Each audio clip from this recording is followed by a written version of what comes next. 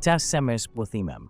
Cuando hablemos sobre el Islam, nos centraremos principalmente en el Medio Oriente y el norte de África, ya que estas son las regiones donde el Islam es más extendido en el mundo. Ahora pueden sacar la primera página de su hoja de apuntes. Ahora, al profundizar en la religión misma, hay un concepto que deben entender y que es extremadamente importante: el monoteísmo. En sueco se llama monoteísmo. El monoteísmo significa creer en un solo Dios. Ejemplos de religiones monoteístas incluyen el Islam, el judaísmo y el cristianismo, ya que todas creen en un solo Dios. En contraste, el politeísmo es la creencia en múltiples dioses. Ejemplos de religiones politeístas son el hinduismo y la religión de la antigua Grecia, donde se adoraban múltiples deidades. Esto es muy importante de entender, ya que frecuentemente aparece en los exámenes y es un concepto fundamental en el estudio de las religiones. Si vamos a hablar sobre el Islam, la figura más importante en el Islam es Mahoma. Mahoma nació en la Meca alrededor del año 570 d.C. En ese tiempo, la Meca era una ciudad muy animada, con personas pertenecientes a diferentes tribus que participaban en mucho comercio y así sucesivamente. Estas tribus a menudo tenían conflictos, y una fuente principal de estos conflictos eran los diversos dioses en los que creían las tribus. Esta diversidad de creencias fue una causa significativa de los conflictos. Cada tribu creía en diferentes deidades, lo que llevaba a disputas frecuentes. La Meca es una ubicación central en muchas de las historias más importantes del Islam, como se puede ver en el mapa, y gran parte de la historia islámica significativa tiene lugar allí o cerca. Con el tiempo, la cohesión en el Medio Oriente comenzó a declinar. Una razón para esto fue el crecimiento de las ciudades, lo que hizo más difícil mantener la unidad entre las tribus. También se observó una creciente disparidad entre los ricos y los pobres. Esto creó un espacio para que surgiera algo nuevo, y Mahoma trabajaba como conductor de camellos. Durante este tiempo, entró en contacto con muchas personas, incluidos cristianos y judíos. Es probable que a través de estas interacciones Mahoma aprendiera sobre el judaísmo y el cristianismo, y los elementos de estas religiones que también se encuentran en el Islam probablemente se originan de este periodo. Al mismo tiempo, Mahoma se casó con una mujer adinerada llamada Hadía. Casarse con alguien de una familia rica significó que Mahoma ya no tenía que trabajar como conductor de camellos y en su lugar podía dedicar su tiempo a otras actividades. Con este nuevo tiempo disponible, se dedicó a la meditación y el ayuno. Esta es una de las razones por las que los musulmanes ayunan durante el Ramadán hoy en día, al igual que lo hizo Mahoma. Durante sus meditaciones, el arcángel Gabriel se apareció a Mahoma. Mahoma entonces recibió mensajes de Alá, que es el término musulmán para Dios. Mahoma se convirtió en el profeta de Dios, transmitiendo estas revelaciones a escribas que las escribieron. El resultado de este proceso es el Corán, uno de los textos sagrados del Islam. El Corán es considerado el último y definitivo mensaje de Dios a la humanidad. Y lo que esto significa, lo revisaremos ahora. Pueden pasar a la página 2 de sus hojas de apuntes. Según el Islam, Alá se revela o se comunica con los humanos a través de diferentes profetas, como Abraham, Moisés y Jesús, provenientes del judaísmo y el cristianismo. Sin embargo, Mahoma creía que la Biblia no se alineaba completamente con el mensaje de Dios. Ciertos aspectos fueron omitidos o mal interpretados. En contraste, Mahoma afirmó que el Corán es completamente exacto, una copia perfecta de la palabra de Dios. Por lo tanto, Mahoma recibió el mensaje final de Dios. No habrá ningún seguimiento al Corán, ya que es perfecto y definitivo. Así, no se necesitan más profetas. Esta creencia de que el Corán es el último y perfecto libro sagrado ha llevado naturalmente a conflictos con otras religiones. Si alguien escribe otro texto religioso afirmando que es la palabra de Dios, esto entra en conflicto con Islam. Pero aún no hemos terminado con Mahoma. Otro evento significativo es cuando asciende al cielo en un caballo alado para negociar con Alá. Durante este viaje recibe revelaciones como el número de oraciones diarias que los musulmanes deben realizar. Tocaremos ese tema en breve. Este viaje al cielo es también un evento simbólico importante en el Islam, ya que es una señal de que Mahoma es verdaderamente el profeta de Dios. Durante este viaje, Mahoma también se encuentra con profetas anteriores, incluidos Moisés, Abraham, Juan el Bautista y Jesús. Se cree que comenzó su viaje desde el monte del templo, como se muestra en la imagen. Además, en el año 602, Mahoma huyó a Medina desde la Meca debido a la persecución por practicar este nuevo tipo de religión. Más tarde, Mahoma regresó con un ejército y tomó el control de la Meca. Hizo una peregrinación a la Meca, donde pronunció un famoso discurso que delineaba los principios fundamentales del Islam. Mahoma falleció en el año 632. Y esa es, en esencia, la historia de Mahoma. Ya hemos tocado un poco el tema del Corán, así que profundicemos más. Como dijimos antes, el Corán consiste en las palabras de Dios y no puede ser alterado. Este texto se basa en las revelaciones de Mahoma, mensajes que recibió de Dios.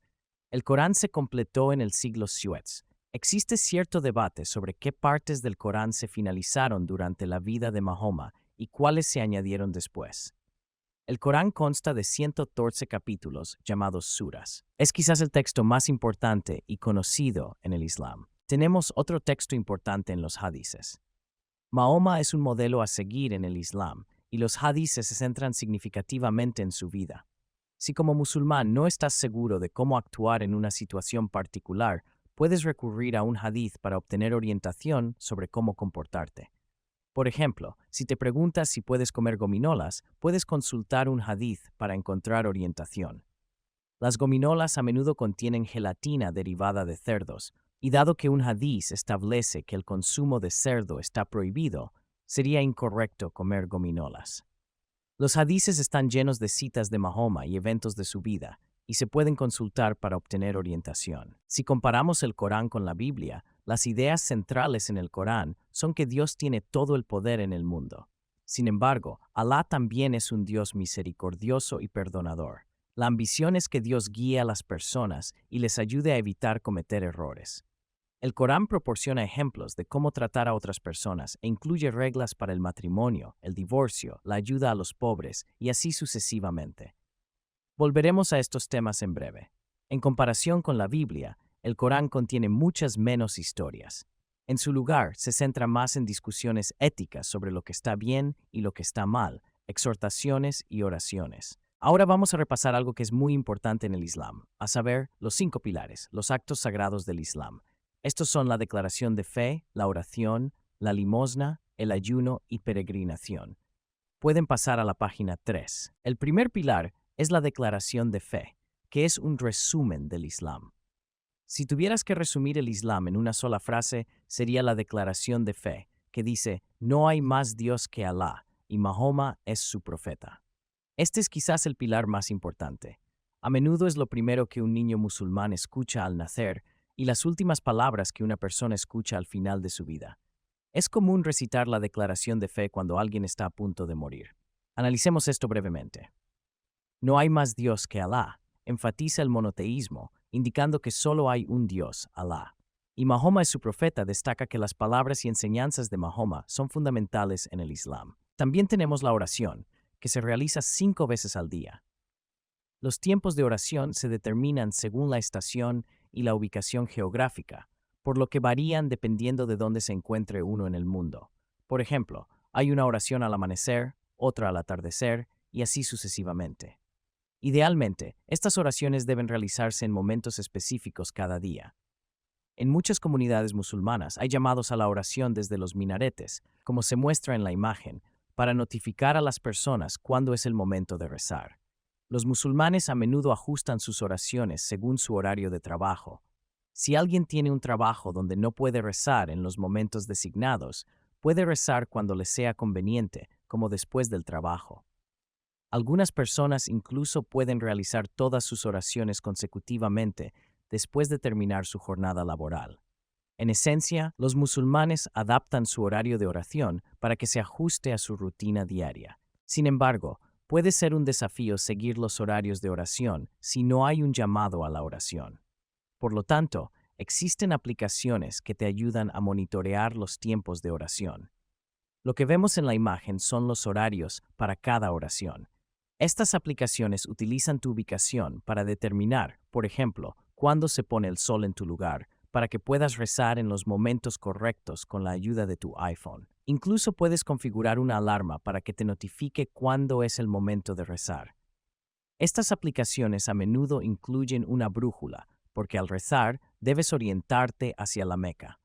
La brújula muestra la dirección correcta para la oración, lo cual es esencial, ya que todos los musulmanes deben rezar mirando hacia la Meca. También tenemos el impuesto religioso, que es un impuesto que se destina a la caridad, a menudo dirigido a los pobres. Generalmente se paga a la mezquita, que se encarga del trabajo caritativo. Este impuesto, llamado zakat, suele ser del 2,5%, aunque puede variar dependiendo de la situación financiera de la persona y de la rama específica del Islam que se siga. Sin embargo, el 2,5% es la tasa más común. Este impuesto existe para ayudar a los segmentos más pobres de la sociedad y para crear una mejor comunidad.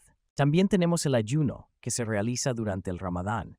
Este es el nombre del noveno mes en el calendario islámico. El Islam tiene su propio calendario, al que volveremos en breve. Durante el Ramadán se abstiene de comer y beber desde el amanecer hasta el atardecer. La razón de esta práctica es que Mahoma ayunó durante este tiempo. Además de abstenerse de comida y bebida, también se debe evitar tener relaciones sexuales o enfadarse. Dado que Mahoma ayunó cuando recibió partes del Corán, el ayuno se considera una práctica muy importante. Cuando el sol se ha puesto, se permite romper el ayuno y comer con la familia. Este momento suele ser una ocasión festiva que reúne a las personas y a los musulmanes, ya que uno de los propósitos de las festividades y religiones es crear un sentido de comunidad. Romper el ayuno con la familia fomenta este sentido de unión. El último pilar es la peregrinación. Los musulmanes realizan una peregrinación a la Kaaba en la Meca durante el último mes del calendario islámico.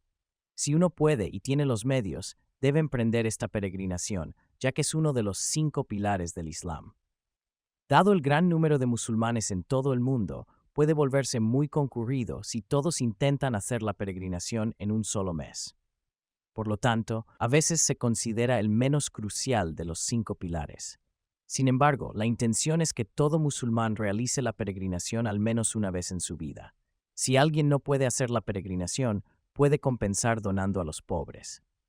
La peregrinación es significativa porque Mahoma hizo una peregrinación a la Meca, y se cree que la Kaaba fue construida por Abraham y su hijo Ismael. Durante la peregrinación, los musulmanes realizan rituales específicos, como caminar alrededor de la Kaaba 7 veces. Esta es una práctica religiosa esencial.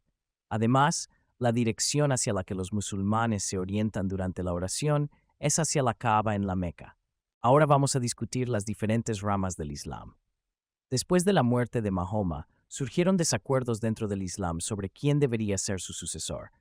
Como resultado, el Islam se dividió en 2 ramas principales, sunita y chiita. Los musulmanes sunitas creen que el sucesor debería ser la persona más calificada.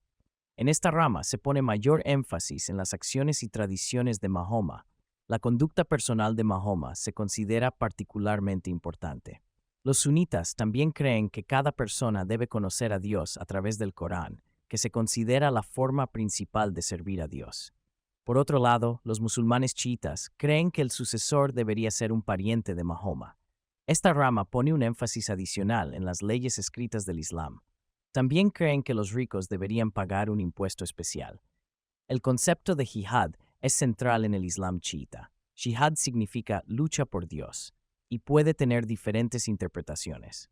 Para algunos, el jihad representa una lucha personal y espiritual, lidiando con tentaciones y esforzándose por alcanzar estándares morales más elevados. Para otros, implica el derecho a establecer una sociedad justa y un orden social.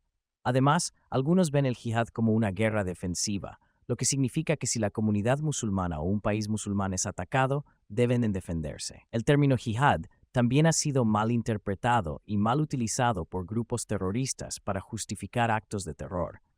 Pero la gran mayoría de los musulmanes dicen que esto es una interpretación errónea del concepto de jihad, y que usar el jihad para justificar el terrorismo es completamente incorrecto. Hay algunos términos más que pueden ser importantes al estudiar religión en general. Uno de ellos es fundamentalistas. Los fundamentalistas son aquellos que buscan adherirse estrictamente a todos los mandamientos del Corán y creen que uno debe vivir de cierta manera para ser considerado musulmán. Si alguien no vive según estos estándares, los fundamentalistas afirman que no son verdaderamente musulmanes. Muy pocos musulmanes son fundamentalistas, pero existen. Otro grupo son los islamistas. Este es un grupo aún más pequeño que quiere establecer un Estado islámico donde todas las leyes y regulaciones se basen en el Islam. Creen que la cultura occidental ha corrompido al Islam y debe ser eliminada de las sociedades islámicas. Los islamistas a menudo consideran que la violencia es aceptable y creen que tienen el derecho de luchar por el Islam para crear este tipo de sociedad. Este grupo es bastante pequeño y representa solo una pequeña fracción de todos los musulmanes. También existen los modernistas. Los modernistas buscan modernizar el Islam y apoyan la democracia, la igualdad y el avance científico. Creen que el Islam puede coexistir con las sociedades democráticas y los valores modernos. Pueden pasar a la página 4. También necesitamos hablar sobre el calendario musulmán, porque en el Islam no usan el mismo calendario que nosotros en Suecia. El calendario islámico comienza desde el momento en que Mahoma emigró a Medina. Cada mes en el calendario islámico tiene 29 o 30 días, y un año tiene 354 días, en comparación con los 365 días en el calendario sueco. Esta diferencia se debe a que el calendario islámico se basa en los ciclos lunares. Esto significa que las festividades y eventos que se basan en el calendario islámico ocurren en diferentes momentos cada año en comparación con el calendario sueco. Un ejemplo de esto es el Ramadán, que cae en el noveno mes del calendario islámico. Cuando aparece la luna nueva del noveno mes, los musulmanes comienzan a ayunar durante un mes. Rompen el ayuno cada noche. El Ramadán concluye con el Eid al-Fitr, una celebración que dura de 3 a 4 días para marcar el final del ayuno. Durante el Eid, las personas asisten a reuniones de oración especiales. Celebrar el Ramadán no solo conmemora el ayuno de Mahoma, sino que también enseña autocontrol y autodisciplina, ayudando a las personas a manejar las tentaciones. También debemos hablar sobre el hijab, el niqab y la burka. Estas son prendas que muchas mujeres musulmanas usan para expresar su identidad religiosa, mostrando que pertenecen a la fe islámica. El uso de estas prendas también está influenciado por tradiciones, ya que padres y otras personas en la comunidad pueden haberlas usado. Puede ser una práctica cultural, parte del estilo de vida y de las normas sociales. Estas normas sociales pueden ser voluntarias o impuestas por la ley, lo que significa que en algunos lugares las mujeres están obligadas a usarlas. Hay mujeres musulmanas que eligen usar estas prendas de manera voluntaria, algunas que se ven obligadas a usarlas y otras que no las usan en absoluto. Por lo tanto, el uso de estas prendas puede ser tanto una tradición como una norma social, dependiendo de dónde viva uno. La prevalencia de estas prendas varía en diferentes regiones y comunidades musulmanas. Por ejemplo, también puede ser una cuestión de interpretar el Corán de una manera específica. Hay ciertas suras que hablan sobre la vestimenta de las mujeres, y algunas personas interpretan estos versos como que las mujeres deben vestirse de una manera particular. Esta interpretación se convierte en parte de la práctica de su fe. Pueden pasar a la última página, la página número 5. Si hablamos un poco sobre las religiones abrahámicas en general y sus similitudes, todas creen en el mismo Dios. Comparten el mismo patriarca, Abraham. Los profetas del judaísmo y el cristianismo, como Abraham, Jesús y Moisés, también son reconocidos en el Corán. Por lo tanto, en el Islam se acepta que estas figuras tuvieron contacto con Dios. Sin embargo, como mencionamos anteriormente, existen diferencias en cómo estas religiones interpretan y están de acuerdo en ciertos aspectos. Y hay ciertas diferencias. En el Islam, se cree que los textos judíos y cristianos no son completamente precisos. En contraste, el Corán se considera una copia perfecta del libro celestial según el Islam. Por ejemplo, el Islam no acepta el concepto de la Trinidad presente en el cristianismo. En el Islam, se cree que Dios no puede tener hijos, ya que eso se ve como algo demasiado humano. Esto lleva a cuestionar cómo el cristianismo puede ser monoteísta si Dios existe en 3 formas. ¿No son esos 3 dioses diferentes? Este tipo de discusiones surgen. Así que, aunque hay muchas similitudes entre el judaísmo, el cristianismo y el Islam, también existen diferencias notables. Ahora, al acercarnos al final de este video, pueden mirar la lista a la izquierda. Contiene temas cruciales que deben entender. Deben tener conocimiento sobre la vida de Mahoma, incluidos los eventos importantes. Es importante comprender los fundamentos del Islam, como los 5 pilares, el calendario islámico, la mezquita, el Corán y los hadices. También deben estar familiarizados con las dos ramas principales del Islam, sunita y chiita. Entender las similitudes y diferencias dentro de las religiones abrahámicas también es esencial. Si sienten que les falta conocimiento sobre alguna parte, pueden volver a ver el video. Además, deben estar familiarizados con los términos clave. Los términos están traducidos del sueco a su idioma en la descripción del video. Revisen la descripción para asegurarse de entender todos los términos. Gracias por ver, y si quieren ver el próximo video, pueden hacer clic aquí arriba.